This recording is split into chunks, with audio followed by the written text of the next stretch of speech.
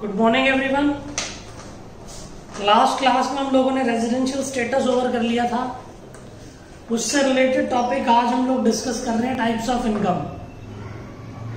Types of income के बारे में हम लोग डिस्कशन करके चलेंगे। ये उसी से रिलेटेड टॉपिक है। इसके नोट्स मैंने आपको ग्रुप पर सेंड कर दिए थे और सिर्फ समझने का काम हमें यहाँ से करना है। नोटिंग हम लोग वहां से पढ़ेंगे। तो आपको जो मैंने ग्रुप पर भेजे हैं टाइप्स ऑफ इनकम के नोट्स आपको वहीं से कॉपी करने। ठीक, तो हम लोग बात कर रहे थे किसी भी व्यक्ति की इनकम को टैक्स करने के लिए हम लोग दो चीज चेक करेंगे, एक उसका स्टेटस, दूसरा उसका टाइप्स ऑफ इनकम। स्टेटस को हम लास्ट क्लास में पूरी तरीके से कंप्लीट कर चुके थे कि स्टेटस किस किस तरीके से निकलेगा। आज की क्लास में हम डिस्कस करने वाले हैं types of income. Types of income में सबसे पहले टॉपिक हम डिस्कस कर रहे हैं types of income. Types of income हम लोग टाइप्स ऑफ इनकम में सबसे पहले पढ़ेंगे income accruing arising in India. Income accruing arising in India का मतलब क्या होता है? Income accruing arising in India का मतलब होता है सोर्स ऑफ इनकम कहां पर है? इंडिया में। सोर्स ऑफ इनकम कहां पर है? इंडिया में। Source of income, source of income is in India. अगर आपका सोर्स ऑफ इनकम इंडिया में है तो उस सोर्स से आने वाली income income accruing arising in India कहलाएगी। तो हम लोग डिस्कस कर रहे हैं income accruing arising in India. इसका मतलब क्या? सोर्स ऑफ इनकम कहां पर है? इंडिया में। और सोर्स हमारे पास क्या क्या हो सकते हैं? सोर्स में भी एम्प्लॉयमेंट।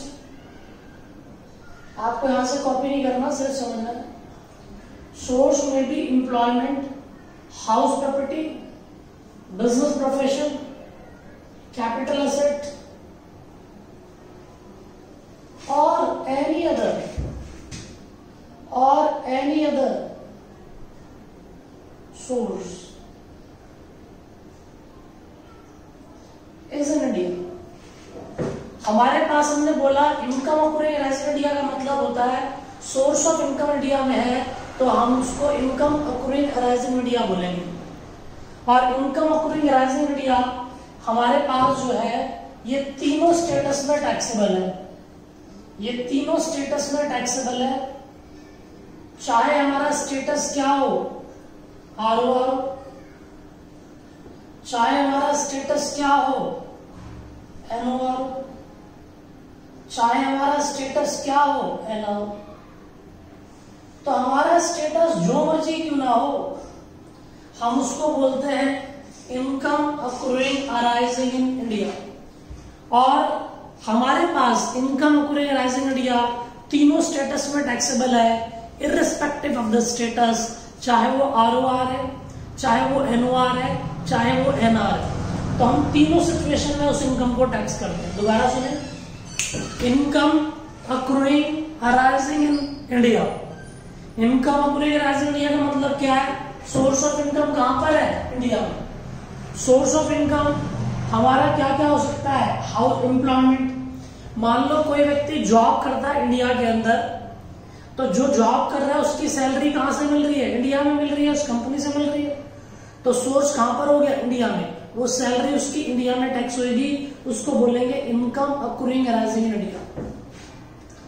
हाउस प्रॉपर्टी, मान लो कोई व्यक्ति नॉन रेजिडेंट है या रेजिडेंट है, जो मर्जी उसका स्टेटस है, उसका घर इंडिया में है, उसने किराए पर चढ़ा रखा है, उसको रेंटल इनकम आ रही है, तो वो रेंटल इनकम भी टैक्सेबल कहां पर होगी? इंडिया में, because it is income accruing arising in India. Business अगर इंडिया में कर रहे हो तो इनकम जनरेशन कहां हो रही है? इंडिया में। सोर्स ऑफ इनकम इंडिया में है, टैक्सेबल तीनों स्टेटस में होगा। कैपिटल एसेट, इंडियन कंपनी के शेयर परचेज करे आपने, इंडियन कंपनी के शेयर परचेज करे, 1000 रुपए का शेयर खरीद के 2000 का बेचा, कैपिटल गेन आया वो टैक्सेबल इंडिया में होगा। उस इंडियन कंपनी के शेयर्स पर आपको डिविडेंड मिला वो भी इनकम अकरूइंग राइजिंग इंडिया है। उसी तरीके से हमारे पास कोई और अदर सोर्स भी हो सकता है। मान लो मैंने इंडियन बैंक के अंदर पैसा डिपॉजिट कर रखा है, उस पर मुझे इंटरेस्ट की इनकम आ रही है, उसे भी हम लोग इनकम अकरूइंग राइजिंग इंडिया बोलते हैं। तो ध्यान दें, इनकम अकरूइंग राइजिंग इंडिया तीनों स्टेटस में टैक्सेबल है, चाहे वो हमारा आरओआर, चाहे वो एनओआर, चाहे वो एनआर, तीनों स्टेटस में टैक्सेबल है। सोर्स ऑफ इनकम हमारे पास क्या क्या हो सकता है? Employment, house property, business profession, capital asset और एनी अदर सिमिलर सोर्स। कोई भी सिमिलर सोर्स हो सकता है जो कि कहां पर है? इंडिया में। तो हमारे पास इससे आने वाली इनकम इंडिया में ही टैक्स होगी। आओ हम पढ़ते हैं। इसके लिए सेक्शन कौन सा बात करता है? सेक्शन 9। सेक्शन 9 डिस्कस करता है income accruing rising India. Types of income में be divided into 3 types: income accruing rising India और income accruing rising abroad, also received in abroad. Income accruing rising, income received और deemed to received in India, ये पढ़ने हैं अभी। पहला discuss कर रहे हैं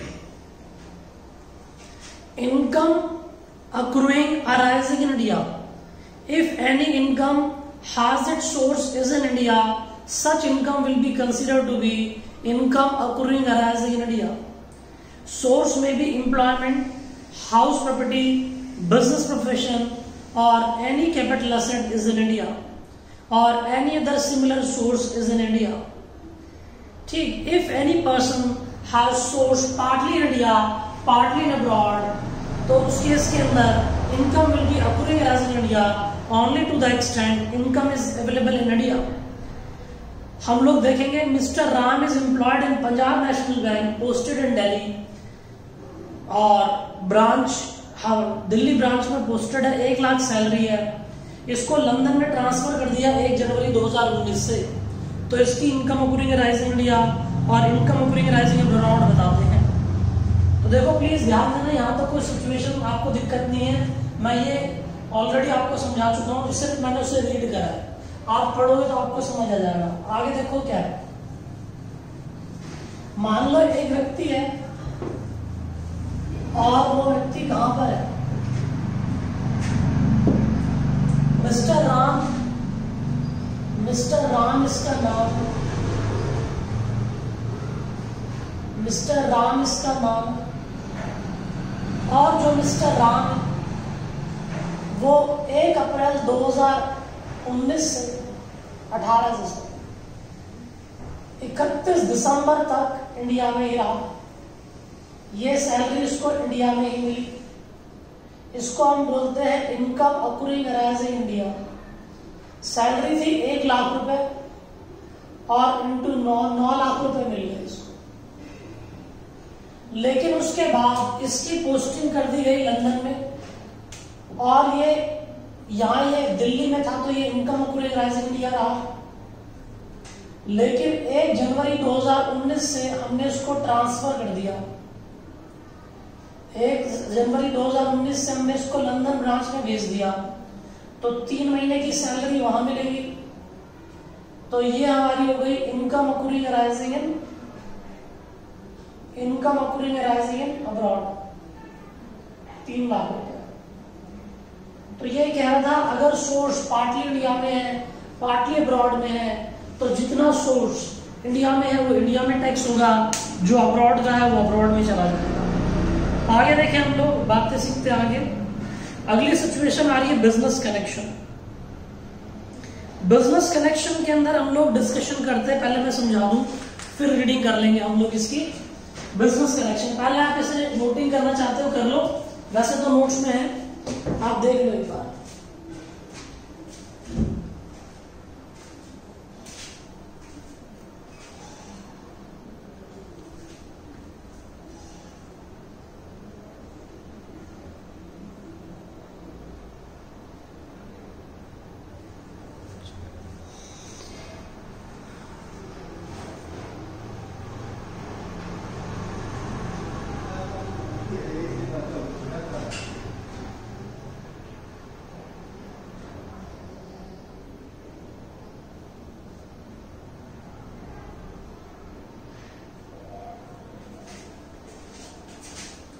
आगे देखें हम लोग सिचुएशन। अब हम लोग सिचुएशन देख रहे हैं बिजनेस कनेक्शन। ये मैं आपको करा रहा हूं, उसके बाद इसकी रिविजनरी वीडियो भी मैं आपको भेज दूंगा जिसमें हमने डिटेल में डिस्कशन कर रखा है। रिविजनरी वीडियो में भी आ जाएगी बात, और इस तरीके से हम लोग कवर करके चलेंगे। हम लोग देखते हैं, हमारे पास बिजनेस कनेक्शन की बात कर रहे हैं। बिजनेस कनेक्शन जो होगा अगर इंडिया में हुआ तो हम इनकम इंडिया में टैक्स कर देंगे। मान लो एक व्यक्ति इंडिया में भी काम कर रहा है और इंडिया के बाहर भी काम कर रहा है, उसका बिजनेस कनेक्शन है, उसका बिजनेस इंडिया में भी है और बिजनेस आउटसाइड इंडिया भी है, तो उस व्यक्ति को एज पर रूल 10 कुछ required information income tax department को सबमिट करनी पड़ेगी, ठीक, जिसकी मदद से हम लोग ये पता लगा पाएंगे कि कितनी इनकम इंडिया में आती है और उसको इंडिया के अंदर हम टैक्स करेंगे। तो बिजनेस कनेक्शन और क्या क्या होती है बातें, देखो बिजनेस कनेक्शन मैं आपको समझाता हूं। एक व्यक्ति है जो कि नॉन रेजिडेंट है, एक व्यक्ति है जो कि नॉन रेजिडेंट है, उसका agent, a person who is non resident, एक व्यक्ति है जो कि नॉन रेजिडेंट है, but his agent first point, ये सब लिखा हुआ है डिटेल में आपके पास। A person who is non resident but his agent, क्या करता है उसका agent, secure the order,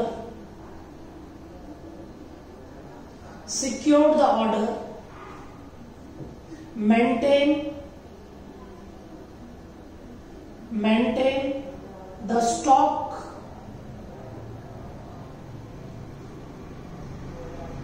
conclude the contract,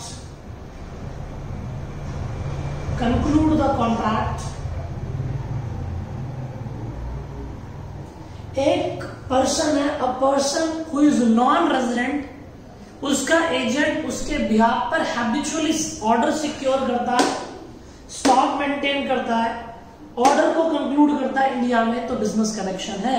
मैं समझाता हूं कैसे, मेरी बात सुनो। हम लोग लैपटॉप चलाते हैं, लैपटॉप के अंदर विंडो हम देखते हैं, माइक्रोसॉफ्ट की विंडो होती है, लेकिन माइक्रोसॉफ्ट जो है वो इंडियन नहीं है, वो बाहर की कंपनी है, और इसका जो मालिक है वो बिल गेट्स है। माइक्रोसॉफ्ट बाहर की कंपनी है, लेकिन वो विंडो यहां पर सेल कर रहा है कौन, जो डिस्ट्रिक्ट सेंटर के अंदर एजेंट बैठा है, वो अपने मतलब बिल गेट्स उसकी कंपनी माइक्रोसॉफ्ट के बिहाफ पर ऑर्डर सिक्योर करता है। आईफोन की बात ले लो, मैं आईफोन परचेज करता हूं, आईफोन जो है बाहर का है, आउटसाइड इंडिया इसकी मैन्युफैक्चरिंग है, इसकी कंपनी आउटसाइड इंडिया है, लेकिन मैंने आईफोन नया लेटेस्ट आईफोन 13 के लिए मैंने ऑर्डर बुक कर दिया कि सबसे पहला फोन मुझे को मिलना चाहिए, तो ऑर्डर सिक्योर कर दिया। या फिर वो क्या करता है, ऑर्डर सिक्योर के साथ साथ स्टॉक को मेंटेन करता है, किसके बिहाफ पर, नॉन रेजिडेंट के बिहाफ पर, नॉन रेजिडेंट कंपनी के बिहाफ पर, और ऑर्डर को कंक्लूड करता है। ऑर्डर को कंक्लूड करने मतलब क्या, पैसे ले लेना और उसके बदले सामान दे देना, तो ये ऑर्डर कंक्लूजन होती है बात। तो इन सब केसेस के अंदर हम लोग सीख कर चलते हैं कि बिजनेस कनेक्शन है, secure the order, maintain stock of goods और कंक्लूड कॉन्ट्रैक्ट्स। हाउ पढ़, हमारे पास कहता है business connection, if any person has business in India as well as outside India, in such cases assessee has to submit required information to the income tax department. There will be business connection if any non-resident has business outside India but his agent is in India. उसका agent India में है, who habitually secured order on behalf of non-resident. वो order secure कर रहा है किसके behalf पर, non resident के बिहाफ पर। दूसरा, who habitually maintain stock of goods on behalf of non-resident. आगे, who habitually conclude contract, conclude कर लेना है, बच्चे ने गलत लिखा हुआ है, contribute, conclude contract है on behalf of non-resident। आगे कहता है there will be no business connection in the following 3 cases। तो यहां पर business connection है, क्या क्या था, ऑर्डर सिक्योर करना। जैसे मान लो मैं सिंपल एग्जांपल लेता हूं, हमारे पास जो है बिल गेट्स है, बिल गेट्स जो है उसकी कंपनी का नाम माइक्रोसॉफ्ट है। माइक्रोसॉफ्ट कहाँ की कंपनी है? बाहर की, लेकिन उसका एजेंट इंडिया में डिस्ट्रिक्ट सेंटर के अंदर बैठा है और वो उसके बिहाफ पर ऑर्डर सिक्योर करता है, स्टॉक मेंटेन करता है, ऑर्डर कंक्लूड करता है, तो बिजनेस कनेक्शन है और यहाँ पर इनकम टैक्स हो जाएगी। अब कहाँ कहाँ बिजनेस कनेक्शन नहीं होगा वो सीखिए। किन किन सिचुएशन के अंदर हमारे पास बिजनेस कनेक्शन नहीं होगा उसके बारे में हम बात कर रहे हैं। हटा दूं इसको। अब बिजनेस कनेक्शन कहाँ कहाँ नहीं होगा हम सीख रहे हैं।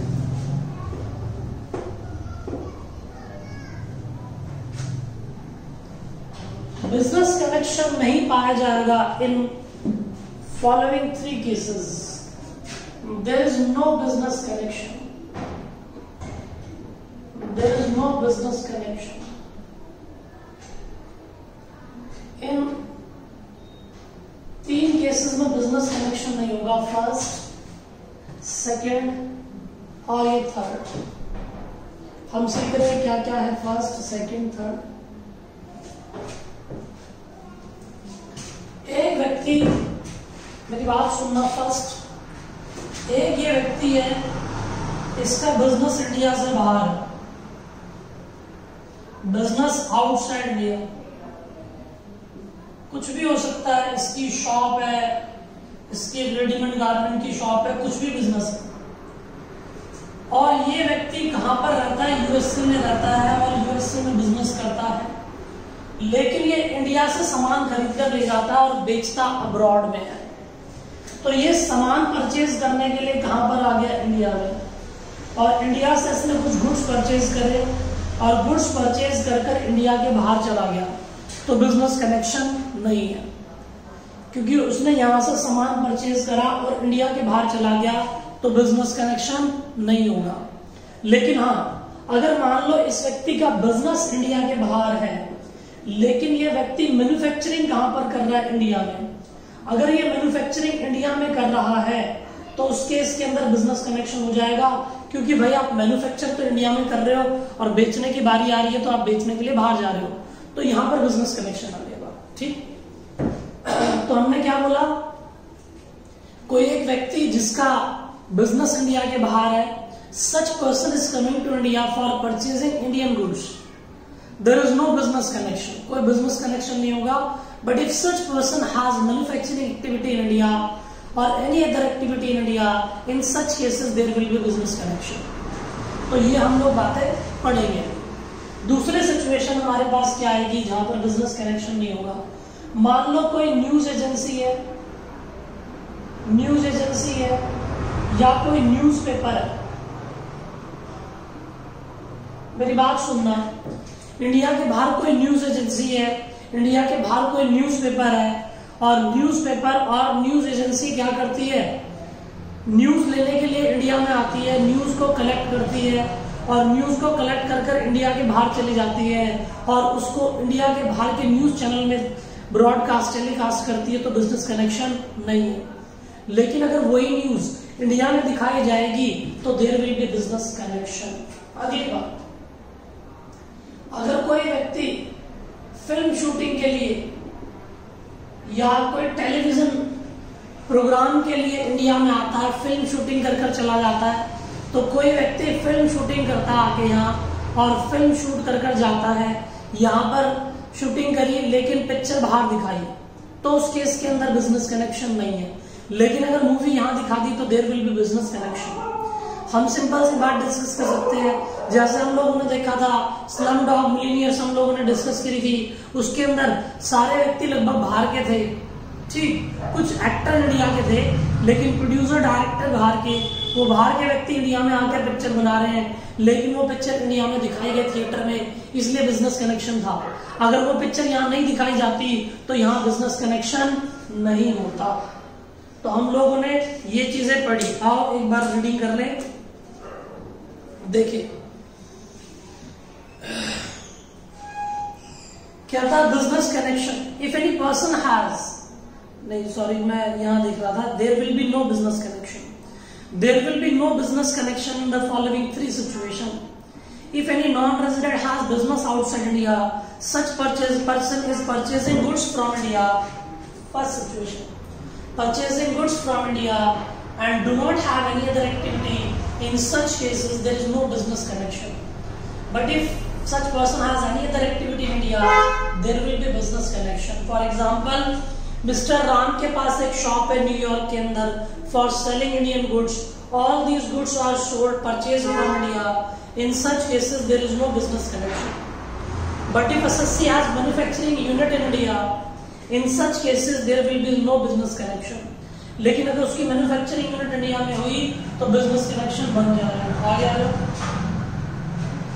If any non-resident has business of running news agency or publishing newspaper, magazine, journal, etc. outside India, there is no business connection provided such news or views are taken from India are not broadcast or telecast in India.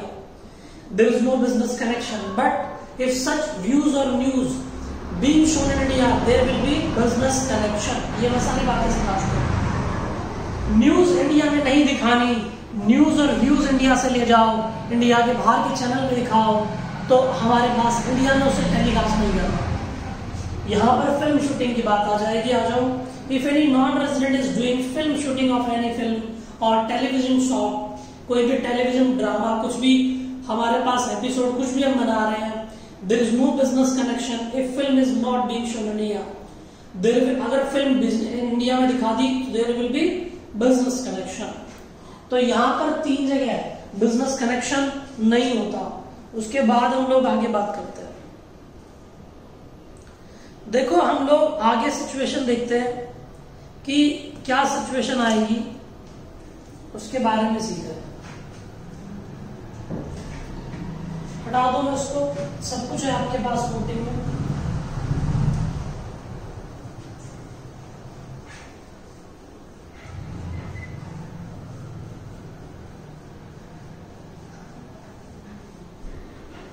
आओ भाई देखिए, हमारे पास एक example देखे, आपको समझ आ जाएगी. रिलायंस कहाँ की कंपनी है? रिलायंस कहाँ की कंपनी है? रिलायंस इंडिया की कंपनी है, इंडियन कंपनी. मैंने रिलायंस कंपनी के शेयर परचेज कर लिए. रिलायंस कंपनी के शेयर परचेज कर लिए. अगर मैं इस शेयर्स को सेल कर देता हूं, सोल्ड कर देता हूं, तो जो कैपिटल गेन आएगा, जो भी कैपिटल गेन आएगा, वो मेरी income accruing arising in India है. मान लो रिलायंस के शेयर परचेज कर मैं लंदन चला गया. लंदन में जाकर मैं रिलायंस के शेयर बेच रहा हूं, तो भी वो कैपिटल गेन इंडिया में टैक्स होगा, क्योंकि सोर्स शेयर्स नहीं होते, कंपनी सोर्स होती है. कंपनी अभी भी इंडिया में.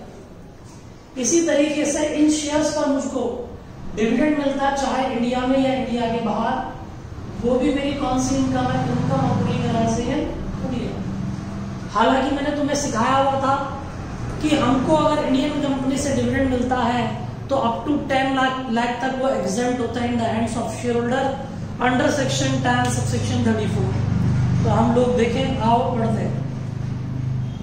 कहता है हमारे पास इनकम अक्रूइंग अराइजिंग इंडिया में. आगे हम लोग कहां तक पढ़ चुके थे? हाँ. If any person is holding shares of Indian company is Reliance company, any capital gain on transfer of such share will be income accruing arising in India, even if such share was sold in outside India. बताया था ना London में. Mr. Ram has purchased shares of Reliance Company Limited, being Indian company. Share was sold outside India, London में. In such cases, income accruing arising in India. आगे कहता है if share of foreign company, कहता है इन case of shares of foreign company, कोई foreign की company के share purchase कर लिए मैंने, ठीक है भाई. Capital gain will be accruing arising in India if value of such share is because of the asset located in India of business in India amendment is overrule in case of Vodafone. मेरी बात सुनना, Vodafone के major asset India में लगे हैं, Vodafone बाहर की company है, तो मैंने वोडाफोन के शेयर भी परचेज करे तो उस पर आने वाला कैपिटल गेन भी मेरा income accruing arising in India बन जाएगा, क्योंकि उसके मेजर एसेट कहाँ लगे हैं? इंडिया में। फॉर एग्जाम्पल आगे देखो, नहीं अगली बात आगे, if any individual is a citizen of India. मेरी बात सुनना, एक व्यक्ति है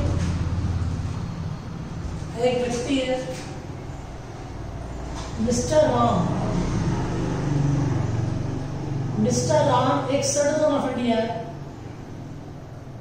और मिस्टर राम जो क्या करता है, इंडियन कंपनी के मिस्टर राम जो है सिटीजन ऑफ इंडिया है और गवर्नमेंट एम्प्लॉय है।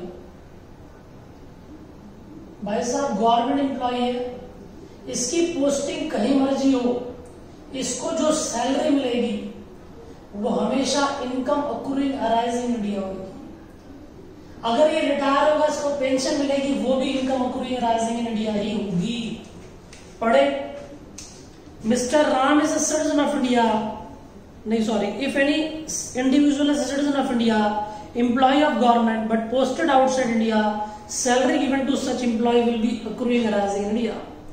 For example, Mr. Ram is a citizen of India, employee of Punjab National Bank, but he is posted in London branch. Any salary received by him will be accruing arising in India. कोई भी salary मिलेगी उसको हम लोग accruing arising India बोलेंगे। अब मेरी बात सुनना, मेरी बात समझो। अगली सिचुएशन, ये सारी सिचुएशंस हैं, आपको मेन बात पता है तो आप ये सब एग्जाम्पल हैं एक तरीके से जो हम सीख रहे हैं। मेरी बात सुनना,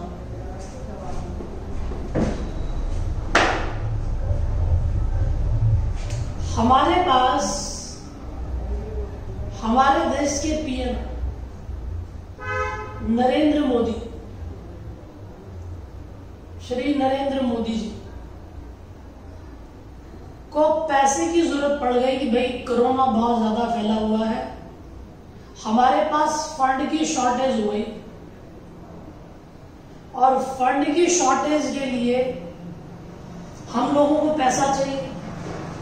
पैसा हमने बाहर से उधार ले लिया, हमने एक बहुत अमीर व्यक्ति को पकड़ लिया, बिल गेट्स को, उसको बोला भाई तू मुझे पैसा बोरो कर दे, और वो पैसा हमने क्या करा, बोरो कर लिया। मान लो हमने 20 लाख करोड़ रुपए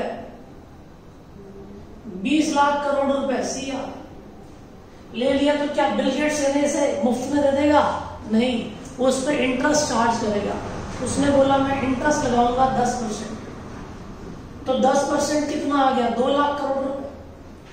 तो 2 लाख करोड़ रुपए हमारी इंडियन गवर्नमेंट इंटरेस्ट के रूप में पेमेंट करेगी किसको, बिल गेट्स को। और ये बिल गेट्स की इनकम है, इंटरेस्ट की इनकम, और इस इनकम को इंडिया में टैक्स किया जाएगा, उसको बोलेंगे इनकम अक्रूइंग अराइजिंग इंडिया। ये इंटरेस्ट पर उसका टीडीएस काट कर हम ट्रांसफर करेंगे, उससे पहले ट्रांसफर नहीं करेंगे, क्योंकि ये इनकम कहां से कमा कर ले जा रहा है, इंडिया। देखो सोर्स कौन है, इंडियन गवर्नमेंट। इंडियन गवर्नमेंट कहां पर है, सोर्स कौन है, इंडियन गवर्नमेंट। सोर्स कहां पर हो गया, इंडिया में। कमाना कहां से, इंडिया से, तो टैक्स कहां लगेगा, इंडिया पे। तो 2 लाख करोड़ रुपए पे 20 लाख करोड़ थे, उसके 2 लाख करोड़ रुपए पे टैक्स इसको यही देना पड़ेगा। आ जाओ पढ़ते। If any loan has been taken by government of India from outside India, in such cases interest paid by government will be accruing arising India. Further it do not matter whether the loan is utilised in India और outside India. For example, Delhi government has taken a loan of rupees 10,000 crore at the rate of 10% for construction of Delhi metro. In such cases, interest paid by government will be accruing arising in India. अगली बात समझे, हम लोग कह रहे हैं एक व्यक्ति रिटायर हुआ, मेरी बात सुनना, गवर्नमेंट एम्प्लॉय है, ये आपको क्लियर हो गया होगा, कोई दिक्कत नहीं है।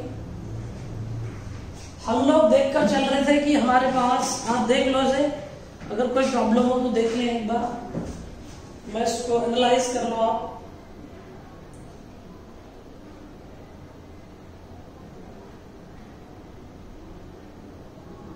बस ये एक ही क्लास में खत्म हो जाएगा हमारा चैप्टर। बस आप इसकी नोटिंग कर लेना, नोटिंग जरूरी है क्योंकि मेन टाइम इसकी नोटिंग में ही लगता है। बताता हूं मैं अगली बात, समझे प्लीज, ध्यान देना। अगले सिचुएशन देखो, हमारे पास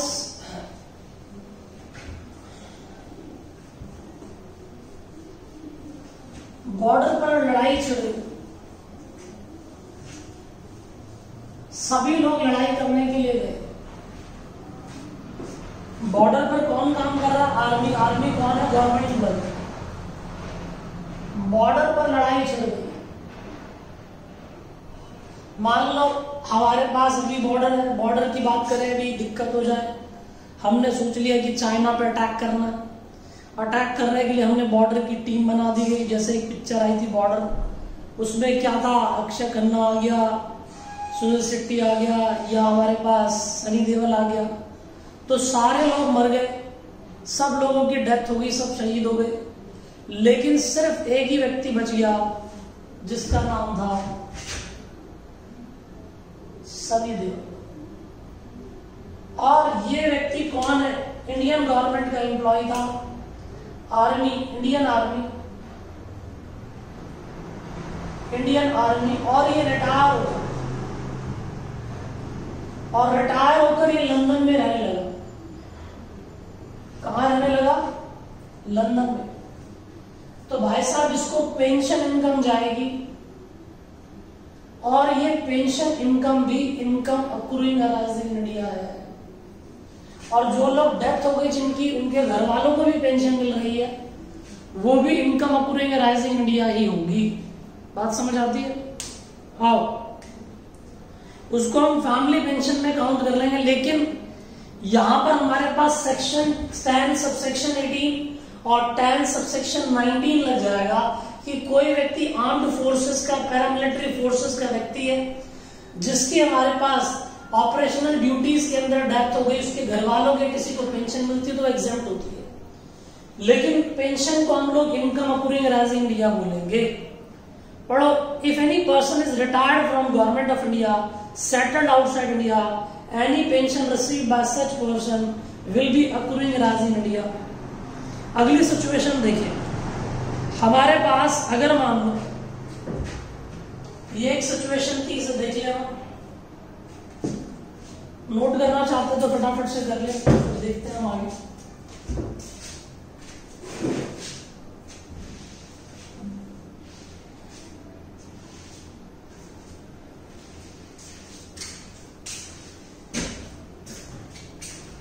कहता है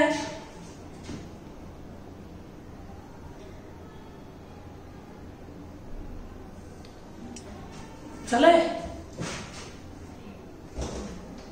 हमारे पास एक व्यक्ति है, मिस्टर राम। मिस्टर राम की बात कर रहा हूं। मिस्टर राम जो है रेजिडेंट ऑफ इंडिया है, रेजिडेंट ऑफ इंडिया।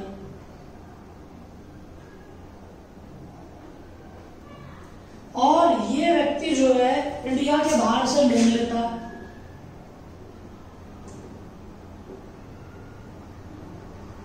लोन इसने लिया भाई साहब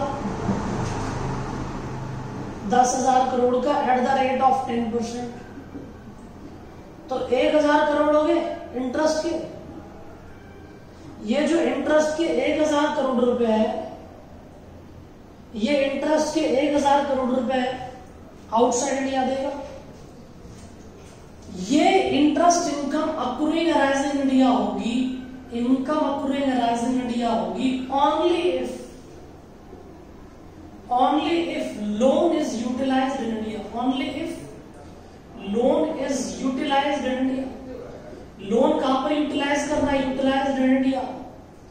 अगर लोन मान लो मैंने आउटसाइड इंडिया से ये पैसे लेकर यहाँ होटल बना लिया इंडिया में, तो इंटरेस्ट मैं दूंगा तो वह इनकम अक्रूइंग अराइजिंग इंडिया है। लेकिन मैंने लोन लिया आउटसाइड इंडिया से और होटल बना दिया लंदन में, तो वो बन जाएगी income accruing rising in abroad. आ जाओ। If loan is taken by resident of India, in such cases interest will be accruing rising in India only if loan amount has been utilized in India, otherwise it will be accruing rising in abroad.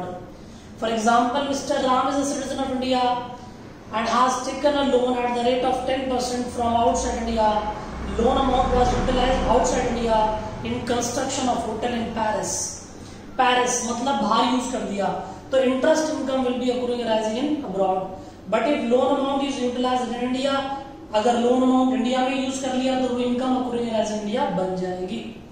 अगली situation non resident के बारे में है, फिर हम आगे चलते हैं. देखो अगली सिचुएशन हम लोग नॉन रेजिडेंट के बारे में डिस्कस कर रहे हैं. ये एक रेजिडेंट की बात थी. अगर आपको लिखना, वैसे तो एग्जाम्पल है आपके पास. एक व्यक्ति है,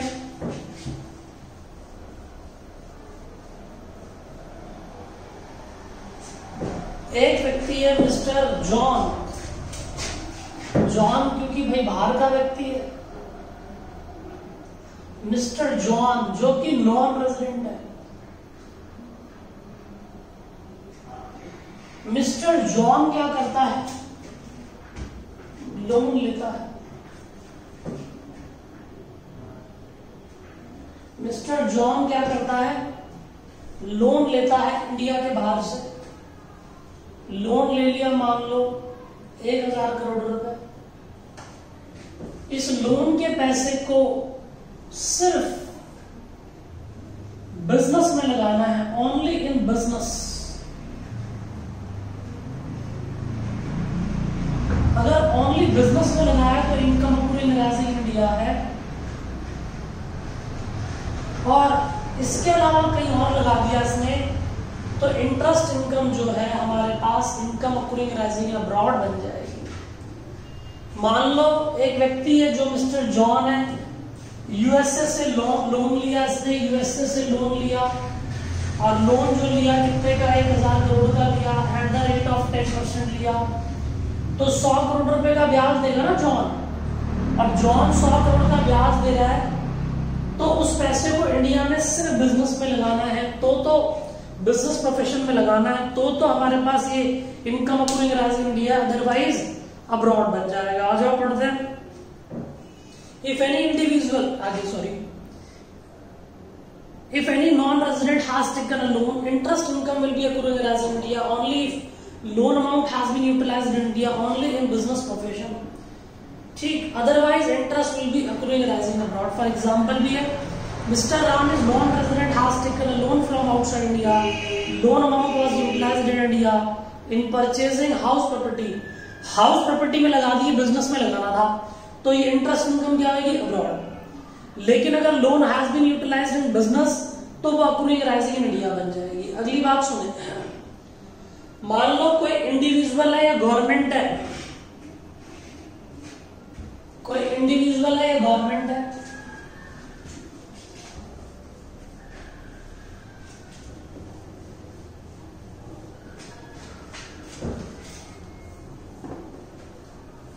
इसकी रिवीजन आपको जरूर करनी है, पहले से कॉपी करना है. हमारे पास मान लो कोई इंडिविजुअल है,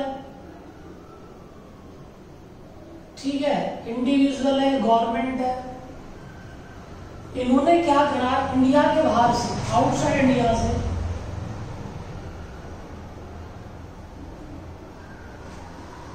ठीक कोई पेटेंट्स लिए, कोई रॉयल्टी पे कर रहे हैं, कोई फ्रेंचाइजी की पेमेंट कर रहे हैं.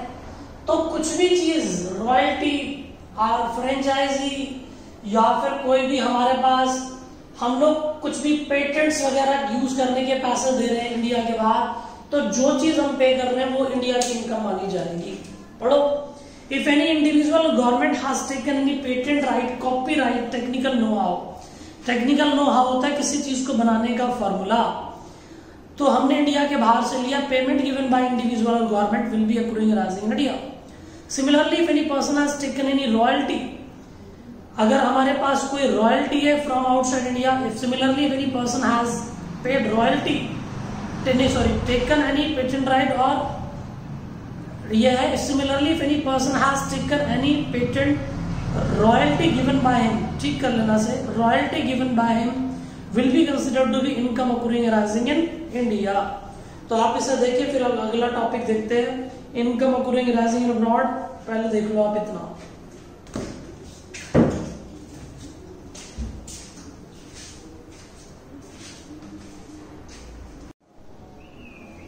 ठीक है भाई। आगे चलते हैं हम income accruing arising in abroad के ऊपर। तो ये आपने देख लिया होगा, रिवाइज इसको जरूर करना है, इसकी रिविजनरी वीडियो में आपको भेज दूंगा, पहले इसे पढ़ना है फिर रिविजनरी वीडियो पे चलना है। अगला टॉपिक है income accruing arising in abroad also received in abroad, section 5। देखो, income accruing arising in abroad का मतलब है सोर्स ऑफ इनकम अब्रॉड में है, पैसा रिसीव भी अब्रॉड में हुआ, वो इंडिया में टैक्स होगा only in case of ROR. Income accruing arising abroad is taxable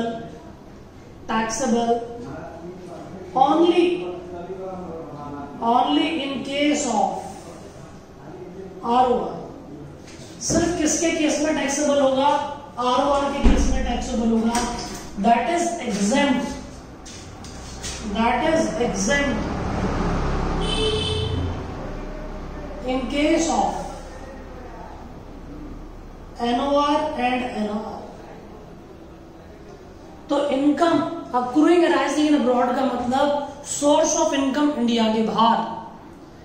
मान लो मैं तुम्हें सिंपल सी बात बताता हूं, एक व्यक्ति है जिसका बिजनेस इंडिया के बाहर भी है, लेकिन वो व्यक्ति यहीं रहता है। मान लो मुकेश अंबानी की बात करूं, लक्ष्मी मित्तल की बात करूं, उनका बिजनेस इंडिया के बाहर भी है, लेकिन वो इंडिया के आरओआर है, तो उनका इंडिया के बाहर जो पैसा है, जो income accruing arising in abroad India के बाहर के बिजनेस से है, वो भी इंडिया में टैक्स है। अब तुम बोलोगे भाई इंडिया के बाहर भी तो टैक्स होगा, इंडिया में भी टैक्स ले रहे हो और इंडिया के बाहर कमाया तो वो कंट्री भी तो टैक्स लेगी। भैया टैक्स तो जरूर लेगी, लेकिन उस केस के अंदर डबल टैक्सेशन अवॉइडेंस एग्रीमेंट आ जाता है, कुछ ना कुछ रिलीफ दिए जाते हैं, वो हम लोग सेक्शन 90, 91, 92 देखते हैं उसके अंदर इनकम टैक्स के। तो हम लोग फिलहाल उसकी बात नहीं कर रहे, अभी ये समझो income accruing arising in abroad, source of income outside India, taxable only in case of ROR, exempt in case of NR और एनओआर। मान लो income accruing arising in abroad है, income accruing arising in abroad but control from India, control from India. अगर income accruing arising in abroad है, control from India है, अगर controlling India से हो रही है, तो ये इनकम टैक्सेबल होगी इन केस ऑफ आरओआर और in case of NOR. That is not taxable in case of NR. NR के केस में ये इनकम टैक्स नहीं होगी, मैंने काट दिया। और टैक्सेबल होगी किसके केस में? आरओआर में भी और एनओआर। दोबारा सुनो, income accruing arising in abroad but control from India, तो उस केस को हम लोग कहां पर टैक्सेबल करेंगे? आरओआर में भी टैक्स करेंगे और एनओआर में भी टैक्स करेंगे। आप जरा पढ़ते हैं, income accruing arising in abroad, such income is taxable only in case of ROR, that is not taxable in case of NOR और एनआर। इससे ये बात समझ आती है, आरओआर के केस में ग्लोबल इनकम टैक्स होती है, कहीं से भी हो। If there is any income accruing arising in India in abroad but control from India, such income is exempt from income tax, such income is taxable, exempt from taxable in case of ROR और NOR, exempt in case of NR। आगे कहता, अगर मान लो कोई business और profession है, कोई business और प्रोफेशन है,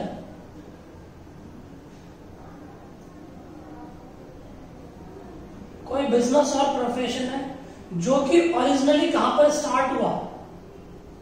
originally started in India,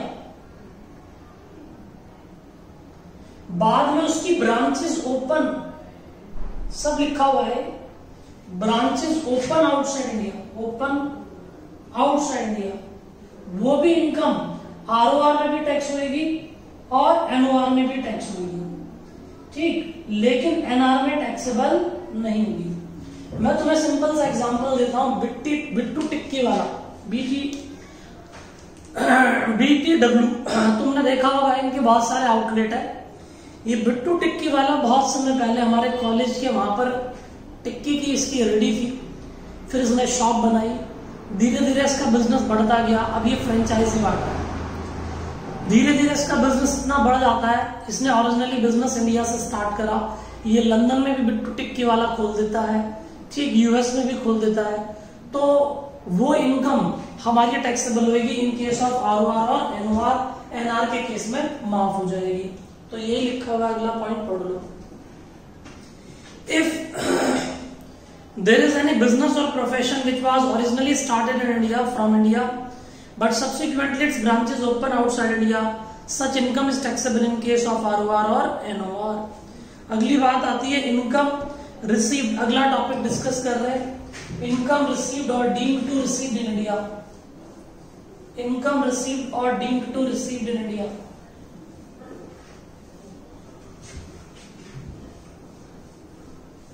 income section 7, income received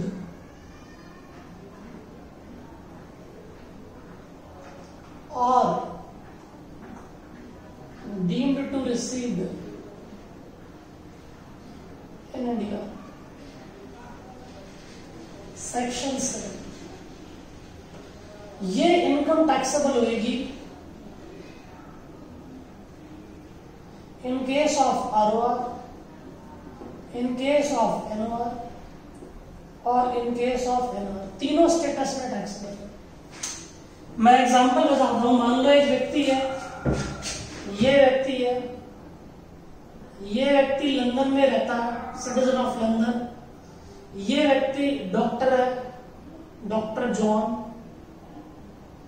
और ये लंदन की किसी हॉस्पिटल में काम करता है। ये इंडिया घूमने आया और इंडिया में इसके पैसे जो है वो खत्म हो गए और इसने अपनी सैलरी इंडिया में रिसीव कर ली डायरेक्टली फ्रॉम इट्स सोर्स, तो भाई साहब उसकी सैलरी इंडिया में टैक्सेबल हो जाएगी, भले ये नॉन रेजिडेंट क्यों ना हो, क्योंकि इनकम रिसीव्ड इन इंडिया होगी। ये क्या हो गई? Income received in India, section 7 लग गया और ये इनकम यहां पर टैक्स हो जाएगी अंडर सेक्शन 7 के अंदर। तो एक व्यक्ति लंदन में है और वो इंडिया में सैलरी रिसीव कर रहा है, तो वो भी इनकम इंडिया में टैक्स हो जाएगी। तो इनकम रिसीव्ड इन इंडिया और deemed to receive in India, income received का मतलब होता है इनकम इंडिया में रिसीव हो गई और डीम्ड का मतलब फ्यूचर में रिसीव होगी। मान लो मेरा पीएफ अकाउंट इंडिया में है और मेरी पोस्टिंग कहां कर दी गई? लंदन के अंदर स्टेट बैंक ऑफ इंडिया में, और मेरा पीएफ इंडिया के अंदर ही मेंटेन है, तो कभी भी रिटायर हो उसका पैसा डीम्ड करके टैक्स कर दिया जाएगा, हर साल मेरा टैक्स उसी के ऊपर लगता रहेगा इंडिया में। बात समझ आती है? तो इनकम रिसीव्ड और deemed to received India taxable in all the 3 status. Income received India का मतलब होता है directly received from its source, मतलब मान लो मेरा एनआरआई अकाउंट है इंडिया के बाहर, मैंने अपने एम्प्लॉयर को बोला उसमें पैसे डाल देना, मैं इंडिया में एटीएम से निकाल लूंगा, तो ये इनकम रिसीव्ड इंडिया नहीं है, क्योंकि बैंक हमारा एजेंट के रूप में काम करता है। मेरे एजेंट ने पैसा रिसीव करा या मैंने पैसा रिसीव करा, वो दोनों बातें सेम है। तो मेरे बैंक ने अगर इंडिया के बाहर पैसा रिसीव कर लिया तो पैसा इंडिया के बाहर ही रिसीव हो गया, फिर यहाँ रेमिट करा गया, ट्रांसफर करा गया, तो उसे इनकम रिसीव्ड इंडिया नहीं बोलेंगे। इनकम रिसीव्ड इंडिया का मतलब होता है directly received from its source. अगर ये डायरेक्टली कहां से रिसीव हुआ? सोर्स से। आ जाओ पढ़ते हैं। इनकम रिसीव्ड और deemed to receive in India, such income is taxable in all the 3 status, that is ROR, NOR or NR. Income received in India means income directly received from its source, that is it was received outside India subsequently transferred in India. It will not be considered to be income received in India. For example, Mr. Ram has one non-resident account outside India. His employer has deposited some amount in this account, subsequently transferred to India. It will not be considered to be income received in India. ठीक है भाई। Income deemed to be received in India means income will be received in India in future date. For example, Mr. Ram has one PF account in India. in State Bank of India, an amount was credited in account every year, but its payment is received in future date. It will be called income deemed to be received in India. Future में ये पैसा वहां मिल जाएगा and it is taxable in case of ROR, NOR और NR. अब मैं एक short summary तुम्हें दे रखी है, इसमें मैं बना देता हूं समझने के लिए. देखिए आप बस ये था हमारे पास. इसके बाद हमारे क्वेश्चन होंगे, क्वेश्चन हम देख लेंगे, वो भी हो जाएंगे हमसे, और 10 ईयर से रिलेटेड क्वेश्चन है. पहले आप अपना कर ले फिर देखेंगे.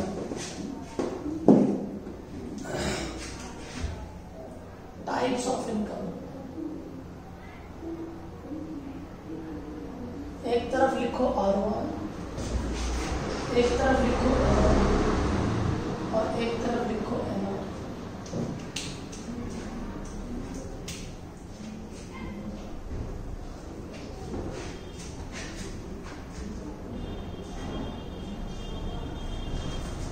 Income accruing arising in India, तीनों स्टेटस में tax.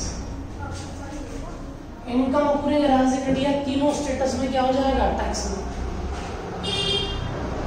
Income accruing arising abroad, ROR में टैक्स, NR में और NOR और NR में टैक्स नहीं होगा. Income accruing arising abroad but control from India.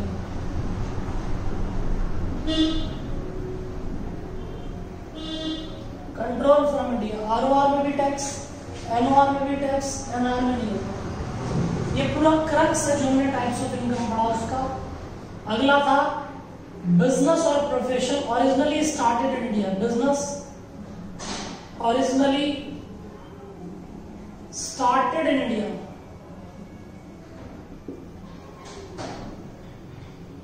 Subsequently its branches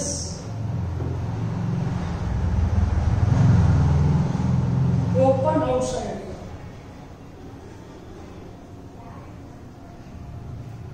इसमें भी टैक्स होगा, इसमें भी टैक्स होगा, इसमें नहीं होगा.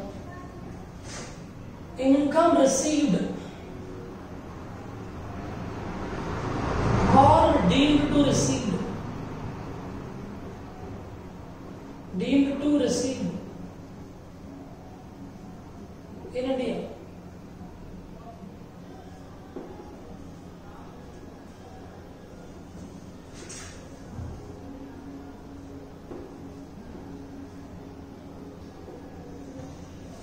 ठीक है भाई, तो हम लोग डिस्कशन कर रहे हैं.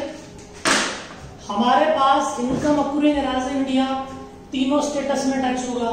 Income accruing arising abroad ROR और NOR में टैक्स होगा, NR में नहीं. सिर्फ ROR में टैक्स होगा, NOR और NR में नहीं. और income accruing arising abroad but control from India, ROR में भी टैक्स होगा, NOR में भी, NR में नहीं. बिजनेस ओरिजिनली स्टार्ट इंडिया में किया था, उसकी ब्रांच बाद में इंडिया के बाहर खोल दी. ROR में भी करो, NOR में भी, NR को एग्जेम्प्ट करो. इनकम रिसीव्ड और डीम्ड टू रिसीव इंडिया तीनों में टैक्स होगा. तो ये एक समरी है, ये हमको क्वेश्चन करने में काम आएगा. ये हमने टाइप्स ऑफ इनकम जो है पूरा ओवर कर दिया, लेकिन जब तक आप इसकी नोटिंग नहीं करेंगे तो आपको इसके कोई बेनिफिट नहीं होने वाला. तो आप लोग इसे कॉपी करें, कॉपी करने के बाद इसे समझे डिटेल के अंदर. ठीक है, आज हम इतनी बातें कर रहे हैं, आगे चर्चा करेंगे. इसकी रिविजनरी वीडियो भी मैं आपको भेज दूंगा. Okay bye.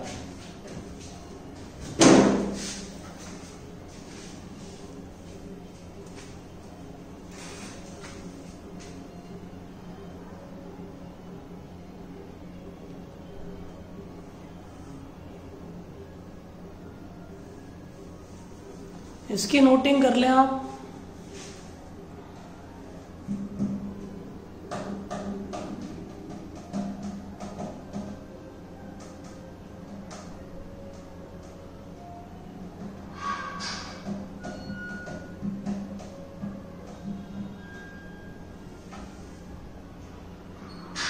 नोटिंग वैसे आपके उसमें दे रखी है, आप वहां से भी कर सकते हैं.